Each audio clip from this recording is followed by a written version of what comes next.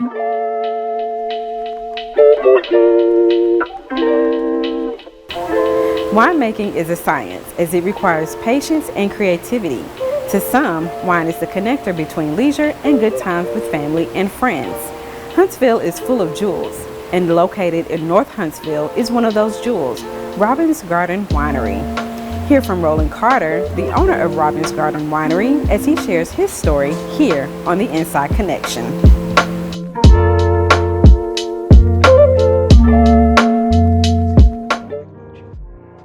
I started out making wine as a hobby, so it's kind of like I reached a point to where the hobby grew, and so opening a winery was just simply the next step in order to expand and then do what I want to do and to provide wine for the people that enjoyed it as a hobby legally. It was time for me to open a winery. This location is actually in the entertainment district. When you're trying to open up a business dealing with alcohol and manufacturing, you have to go to certain zones.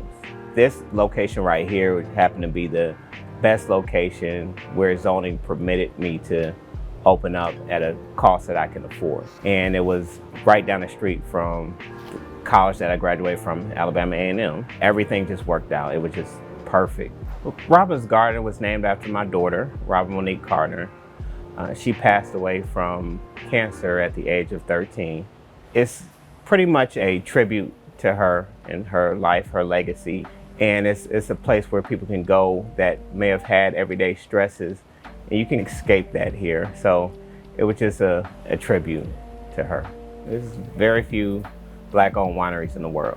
As far as how I got started in the business, I originally started out just drinking wine. And when I say that, initially I had acid reflux.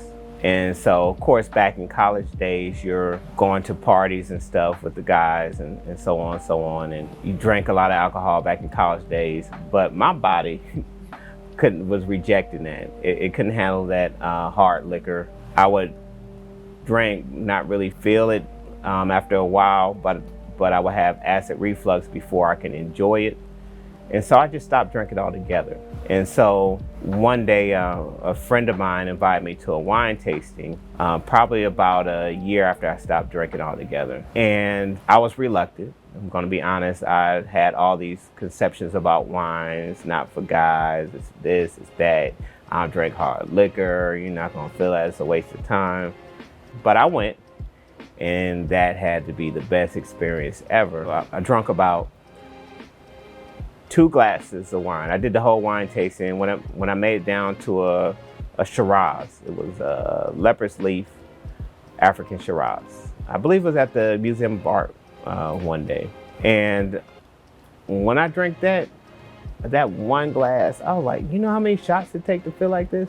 But at the same time, I didn't have that acid reflux that hit me when I was taking those shots, and I didn't have the next day hangover, the blues the next day, like normally when you drink hard, you pay for it usually the next morning.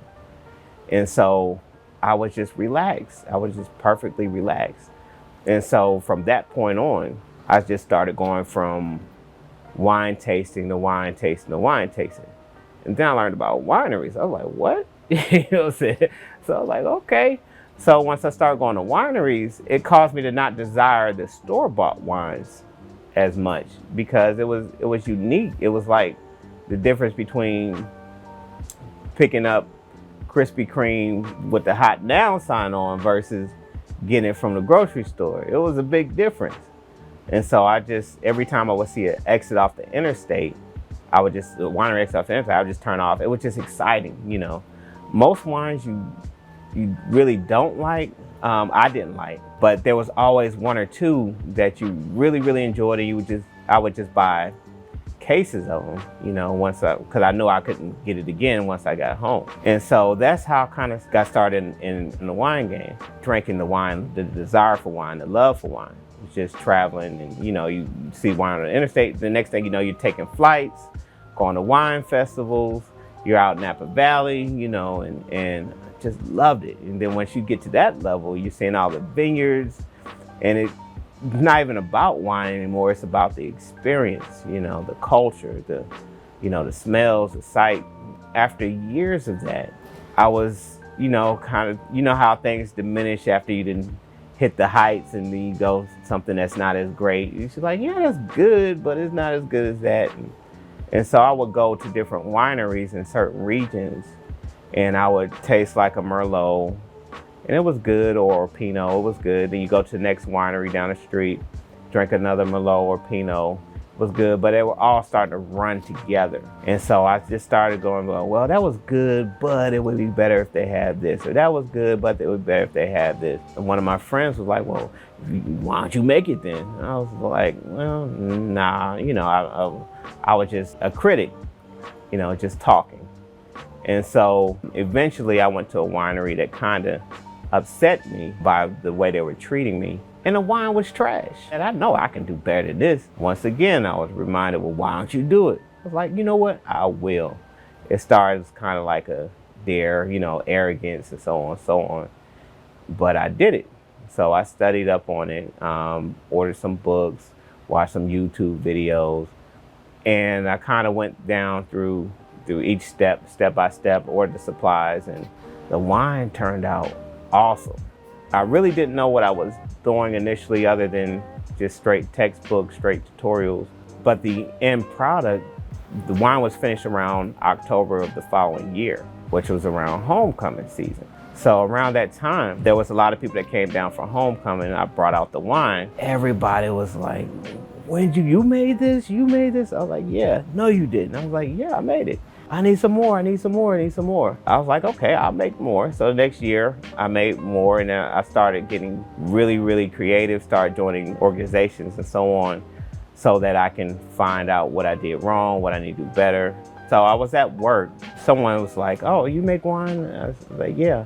Well, there's another guy here that makes wine from Italy named Thomas Fitzgerald.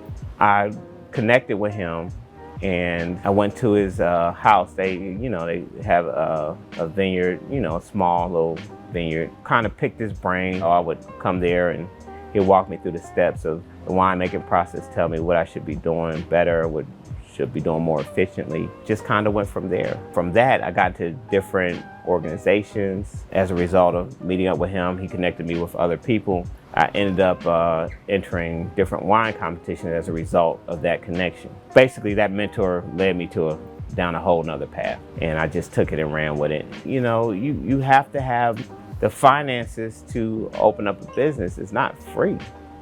So I had to save a lot of money, and I ended up moving into a real cheap apartment. Saved money for about 6 years straight.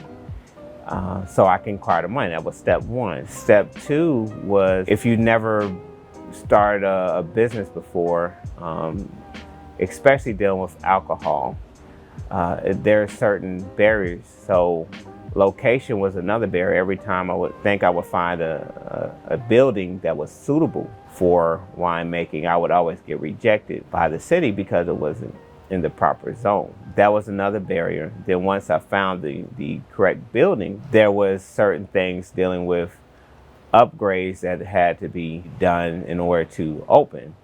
And there were certain requirements and stuff, so I had to go back and forth with the city trying to get that resolved.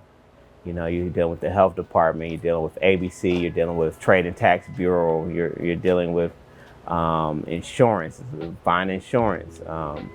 There were just so many barriers. But if you really wanted, you're gonna do it. Resolved all that, and then once everything was resolved, COVID hit. So that was another problem. So now, I'm stuck out here. Offices are closed. You got rent that's due and so on, and you got to work out things with the landlord. You can't open. And so that was another barrier.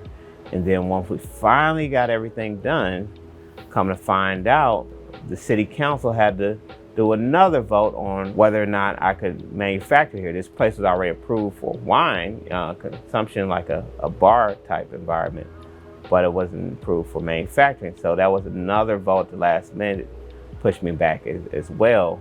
It's so many things that pile up on top of each other to where you're thinking, am I doing the right thing? You really feel like quitting every 5 minutes because it's just overwhelming. But if you really want it bad enough, you're gonna make it happen. We do the traditional reds, we do traditional whites to a degree. As a result of going to different wineries and so on, I didn't want anyone to come here to acquire something they could get at the grocery store. So although we do reds and whites, our things are a little bit more complex than just a simple red or white. Winemaking is not complex. It's just a game of patience. You have to be very, very patient, and a lot of people do not have the patience. When I make a wine, I'm already looking at the end result before I even start. So I'm not just making something and trying to guess. We'll see what happens. I try to figure out what taste I want to have before I even start. But I will say that in that process, when you're experimenting like that, at least 40% of them are failures. So you just kind of like, okay, well, check that off the list. I won't do that. I'll try something else next time. Like for now, I have about 12 new wines that I'm experimenting with now. If I'm not 100% satisfied with it, I'm not trying to put it out. And then I might have a black cherry, that's just black cherry wine I experiment with, and it's costly. When these experiments cost a lot of money. So I may have a black cherry wine that's really, really tart. In that winemaking process, your goal is to figure out how to balance the flavors. So that cab that was probably too dry or bitter, the black cherry wine that was too tart, dab a little bit of that black cherry wine, that cab, and just perfect wine. You know, it's just trial and error and experiment. So that's just kind of how that wine process works. If I have a fruit wine, which is like a peach wine or apple wine or something like that, I could probably make it from beginning to end in 2 to 3 months. If I'm trying to make the perfect red wine, I'm gonna need at least 9 to 12 months. So it just depends on the type of wine. If you're trying to oak it, what direction you're going, the process may vary. In general, fruit wines and sweet wines usually are quicker turnaround than the drier, more traditional wines. But it just depends. That's why the drier wines are usually more expensive than something simple as peach or apple. Blueberries might, even though it might not be as, might be a quick turnaround, you know, in that process, blueberries are not cheap. So you can imagine if you're making a wine and you order all these blueberries, you got a truckload of blueberries, and you make it into wine and it goes bad. Oh, that hurts. The best wine that I have is the wine that I haven't made yet. And I say that because I'm a perfectionist, and no matter how good a wine is, I always feel it can be better. I don't know if I'll ever get to a point to where I can drink something. This is great. I love it. This is the long day. But the long day today is not the long day from when I first opened. I'm constantly trying to improve it. And although it's improved, I love it. I just feel like I could do something better, you know. And until I reach a point to where I drink a wine, I'm about to faint. I'm always gonna think like that. As far as the difference between us and other wineries, I'm a boutique winery. So in the wine world, a person will have a vineyard and they will grow like Merlot or Cab, or locally it will be like Muscadine or Chambourcin, those type of grapes. They will have a they will make wine. It'll be 100% Merlot. They're trying to perfect it, get every note of the grape. You know, you can taste the soul and the richness, and and I'm not like that. So I to me, that's boring. And I'm just gonna be honest. I'm not a wine snob. I just go by taste. Another winery may make something that's 100% Merlot or Muscadine or something like that. I believe in putting that flavor to it. That's kind of where we get the boutique. I believe that Merlot is good. What happens if you put a little blackberry in it? Or Cab is good. Well, what happens if you complement with a little cherry? Or what happens if I'm a what happened type person. It needs a little oak to it. I want a little bite to it, and so I'm more of a person that thinking about a flavor that can be integrated with either merging two wines or other different items so that the wine can have a more unique taste other than something, because I feel like if you can buy it from the grocery store, what's the point of coming here? You know, so you can buy a good Merlot. I go to a wine shop and buy a good Merlot, but the wines that I make here, you're only going to get here. You know, you're not going to get anywhere else. I want people to feel like they went out of town for the weekend, where it's something that's unique. When you go to certain cities, you know what place that you're going to go to. When every time I'm in Atlanta, I'm going here. Every time I'm in Houston, I'm going there. Every time I'm in DC, I'm going here. There's your favorite spots. And I want people that come in town to feel like this is a spot to go to in Huntsville for a certain type of experience, certain type of vibe. There's only so many Black-owned wineries in the world, and Huntsville has one of them. And as a result, we do have people that drive up from Atlanta. We have people that drive up from Birmingham. We have people that drive up from Nashville. I had a guy that drive up from Memphis just to come here. I had people come all the way from Louisiana just to come here because they heard it's a Black-owned winery. And so they make their way up, and that, I mean, it makes you feel some kind of way. You know, it's a blessing, and you feel like you're going in the right direction. In the next 5 to 10 years, I see a vineyard expansion. I see mass production. Right now, the production is a level where it's sustainable for this location, but it's not sustainable for real mass production at this point, and that's the direction we're trying to get to. Anyone can follow us on social media.